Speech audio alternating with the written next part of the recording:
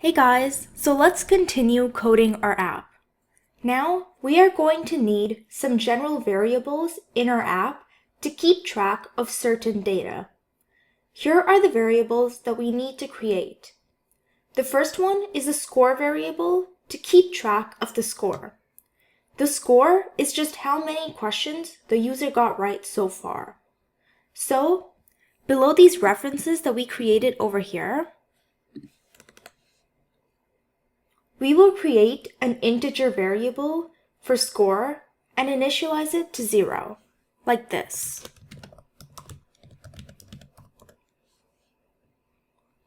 Then, we will need a variable that stores the total questions that our quiz app has. So, remember that in the question answer class over here, we created an array that stores all the questions. To find the number of questions, we can just take the length of this array, which is called question.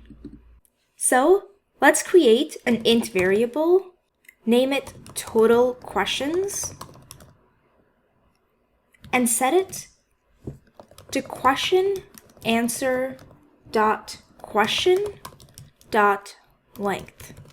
This command accesses the length of the question array in the question answer class. Now we will need another variable to keep track of the question that the user is on. So, in the question answer class, in this array of questions, if the user is still on the first question, that would mean that the user is at index 0 of the array. If the user has moved on to the second question, then the user is at index 1 in this array. So, our variable needs to keep track of the current index of the question array that the user is on. So let's create an int variable over here and call it current question index and set it to 0 for now. Lastly, we will need to store the answer that the user has selected. For each question, there are 4 answer choices, and the user will select one of them. So, let's store the selected answer as a string.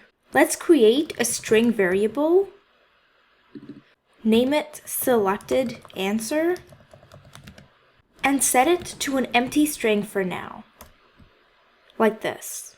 So remember that we created a text here that says total questions. Let's make this text view display the total number of questions in the app.